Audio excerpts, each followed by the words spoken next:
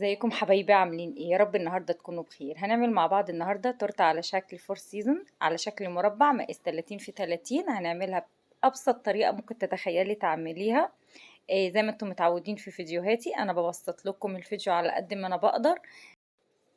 لو عجبكم بقى الفيديو ما تنسوش تعملوا لايك واشتراك وتفعلوا الجرس. يلا نروح مع بعض على المقادير. في بولة العجان هضيف نص كوباية مية، يعني اقل من نص كوباية مية، حاجة بسيطة. وهكسر 4 بيضات يكون حجمهم كبير. دي اللي عندي اللي انا هستعمله بتاع التورته. هستعمله دقيق سبونش جاهز. لو انتي حابه تعملي بالدقيق العادي هتبقى مكوناته طبعا مختلفه تماما عن المكونات اللي انا بقولها. جبت معلقه محسن كده هو تكون مليانه. وحطيت حوالي معلقه خل، وهضيف برضو فانيليا عشان البيض.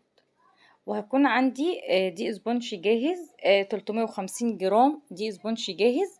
احنا عارفين ان دي السبونش الجاهز فيه يعني كل المكونات بتاعته، يعني في المادة الرافعة وفي كل حاجته، ما عدا بس ان احنا كل حاجة اللي بنضيفها بنضيف البيض ورشة من الفانيليا ومثلا معلقة محسن، ولو مش حابة تحطيها تمام. بعد كده انا كنت عملت اللي هو الخليط بتاع الفانيليا، وبعد كده بدأت اعمل الخليط اللي هو بالشوكولاتة. ده كان دي عندي فانيليا، فانا ضفت عليه عشان اعمله شوكولاتة ضفت عليه حوالي معلقة ونص كاكاو خام. بعد كده هشغل العجين عليهم، وبعد كده هنجيب صاج مبطنينه بورقة زبدة، وهنصب الخليط كله عليه. انا قبل ما انا اعمل اللي هو الخليط بتاع الشوكولاتة اللي هو الكيك بتاع الشوكولاتة، انا كنت عاملة برضو بنفس المقادير بالظبط، هي اللي هو الكيك الفانيليا. 350 جرام دي سبونش جاهز، وتلت كوباية مية او نص كوباية، اقل من نص كوباية مية، حاجة بسيطة. يعني هي حوالي تلت كوباية بالظبط، ومعلقة المحسن. وهضيف برضو 4 بيضات حجمهم يكون كبير.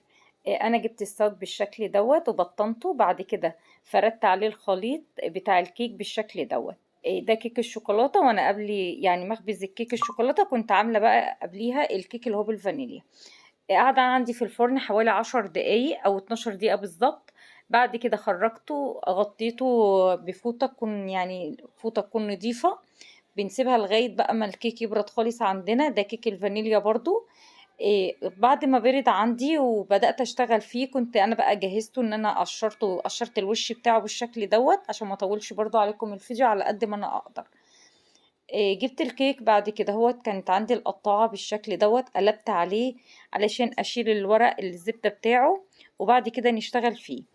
انا عشان ما اطولش عليكم الفيديو ما حبيتش ان انا اعمل الكريمة معاكم. لكن هنقطع مع بعض ونجلس التورتة مع بعض. هقطع مع بعض صاج الكيك بالشكل على 3 قطع. لاني هعمل نصها فانيليا والنص التاني كيك شوكولاتة. قطعتها بالشكل على 3. وهنجيب برضو الفانيليا هنقطعها برضو على 3 قطع بالشكل هتديني 3 طبقات، هيبقوا مرتفعين حلوين جدا. قلبت برضو الصاج بتاع الفانيليا، وهنشيل ورق الزبدة بالشكل بصوا انا ورق الزبدة ما بدهنش اي مادة دهنية خالص، وبيطلع معايا بكل سهولة. يا دوبك بس بجيب مية برشها على الصاج، وبعد كده بفرد عليه ورق الزبدة. جبت بقى كيك الفانيليا قطعته على 3 اجزاء بالشكل بعد كده بقى بكون محضرة الكريم شانتيه بتاعي، اللي هو بالشوكولاتة والفانيليا، عشان انا هقسم نص شوكولاتة ونص فانيليا. هبدأ بقى احط الجنب اللي هو بالشوكولاتة. بكون عندي بقى عاملة اللي هو العسل، كوباية سكر وكوباية مية. ببدأ اغليهم على البوتاجاز لمدة 10 دقايق. بعد كده بنطفي عليهم بنسيبهم يبردوا خالص، وبعد كده نسقي بيهم التورتة. بعد كده جبت كريمة فانيليا فردتها بالشكل على كيك الفانيليا. وكيك الشوكولاتة برضو حطيت له اللي هو الكريمة اللي هي بالشوكولاتة، بفردها كويس جدا. وبعد كده هكون بقى جايبة اللي هو الجنيش مخففاه، وبعد كده حشيت بيه التورتة بالشكل الكريمة يعني. بعد كده برضو بضيف قطعة كيكة اللي هي بالشوكولاتة، والكيك اللي هو بالفانيليا على الايه الكريمة اللي هي بالفانيليا. كل طبقة من الكيك بحب ايه ازقيها كويس جدا بالشربات اللي احنا بنعمله. بجيب بقى الكريمة اللي هي بالشوكولاتة، ببدأ اضيفها تاني برضو على الجنب اللي هو فيه شوكولاتة. اهم حاجة نفرد الكريمة كويس جدا علشان ما تجيش في الاخر تبقى مثلا جنب يعني اعلى من جنب. بصوا الكيك عندي مرتفع جدا وبجد طلع تحفة. الجوانب عندي يعني هتلاقوها طويلة جدا، هنيجي في الاخر وهنظبطها على قد القاعدة بالظبط بتاعة التورتة. كل مرة في الكريمة بتاعة الشوكولاتة بضيف برضو الجناش. هسيب لكم طريقة الجناش في صندوق الوصف. بعد كده بقى جبت اخر طبقة بالشكل ده، بحاول ان انا اضغطها يعني ضغطة خفيفة جدا عشان طبقات التورتة تبقى متساوية معايا. حطيت برضو اللي هي الطبقة بتاعة الفانيليا الأخيرة، بدأت بقى اخد بس الحروف بتاعة الجوانب عشان اسوي بيها التورتة. بصوا يعني هي زيادات بس اللي هي بتبقى يعني كبيرة عشان ندي مساحة للتجليس بتاع التورتة. بصوا هي ارتفاعها عالي جدا وبجد كانت طالعة تورتة تحفة.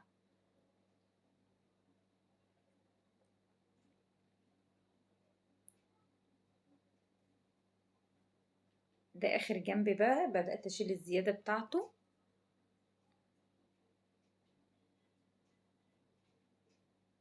جبت برضو بدأت احط لها اللي هو العسل، شربتها كويس جدا. وبعد كده بقى هبدأ اجلسها بالتجليس اللي هو اللي هو الكريم شانتيه اللي هو بالشوكولاتة.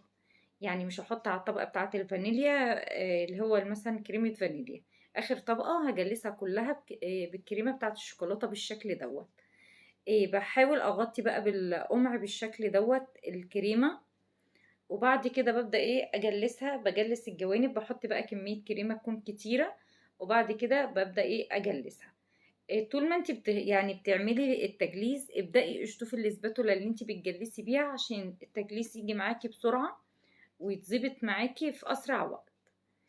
طبعا لو انت لسه يعني بتبقي اول مرة تعملي تورتاية بتبقى ايدك بطيئة، لكن مع الممارسة هتلاقي ان ايدك بقت سريعة والتورتة معاكي كل مرة بتظبط معاكي.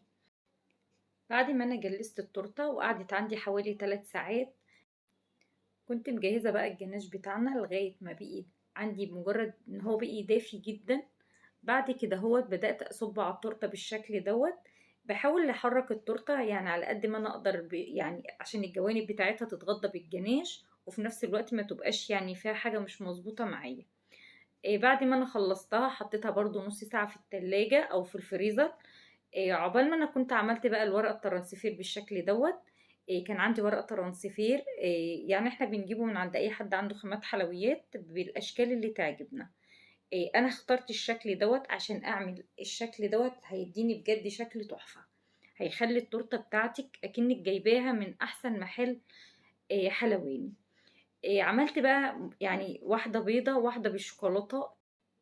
بعد ما انا رصيت بقى الجوانب كلها بتاعت الشوكولاته بالشكل دوت، جبت قمع النجمه بدات اعمل شكل سلسله عشان اقفل بيها حوالين التورته كلها. وبعد كده هنعملها يعني مربع، يعني 4 نكهات هيكونوا موجودين عندي هحطها فيها. بعد بقى ما انا اقفلها كلها بشكل السلسله دوت.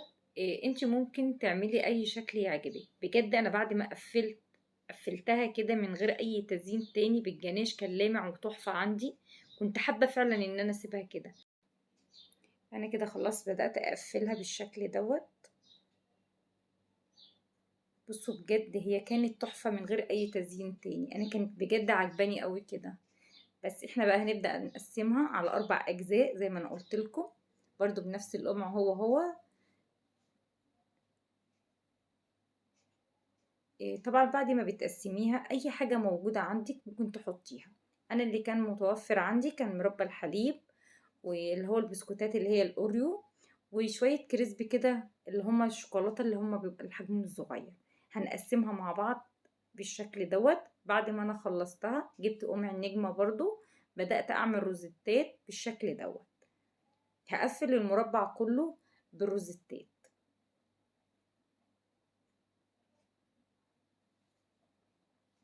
بصوا يعني من تزيين بسيط جدا ممكن تطلعي احلى تورتايه، بجد هتطلع جميله جدا وتورتايه شيك وتحسي ان انتي دافعة فيها يعني مبلغ كبير عشان تجيبيها.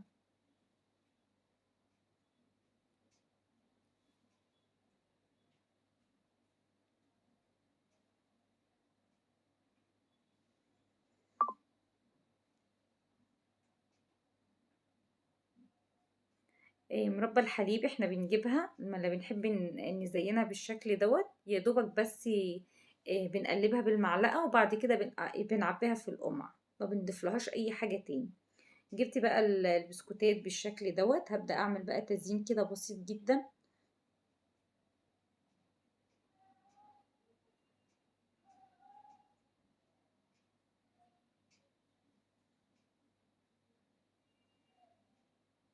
بعد كده برضو حبيت ان انا اعمل صف تاني، يعني هجزأها كذا صف عشان تبقى مدية شكل حلو معايا.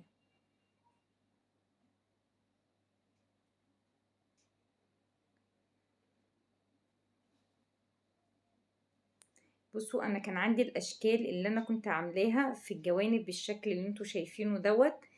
بس انا ما اقتنعتش بالشكل دوت، فانا هوريكم ان انت ممكن تشيليه وتداريه باي حاجة تاني ممكن تكون عندك، ومش هجرى اي حاجة. انا محبتش احذف المقطع دوت، وحبيت ان انا اوريه لكم. جبت شوكولاتة كريسب يعني بالشكل دوت، وبدأت اوزعها. وكان برضو عندي كريسب اللي هو اللي بالشوكولاتة البيضاء. هتدي برضو شكل حلو معايا واتدارت في نفس الوقت. انا حابه اقول لك لو انت حبيتي تعملي يعني اي تصميم بتاع اي تورتايه وفي شكل ما عجبكيش، ممكن تقدري بشكل تاني تقدري ان انت تعمليه، ويبقى كمان شكله احلى من اللي انت كنتي هتعمليه الاول. انا حطيت الكريسب بالشكل دوت الابيض. كان عندي بقى شوكولاته يعني كيك متبقي، حبيت ان انا اعمله كور بالشكل دوت وازين بيه. ادت برضو شكل حلو جدا معايا. التورته دي كانت لكيفين ابن اختي، وانا حبيت اعملها له بطريقه سهله جدا، وفي نفس الوقت يعني عملتها بكل حب بجد، لان كان الولد دوت غالي عليا جدا. جبت بعد كده شريط الستان وعملتها بالشكل دوت، وعملت لها فلونكة.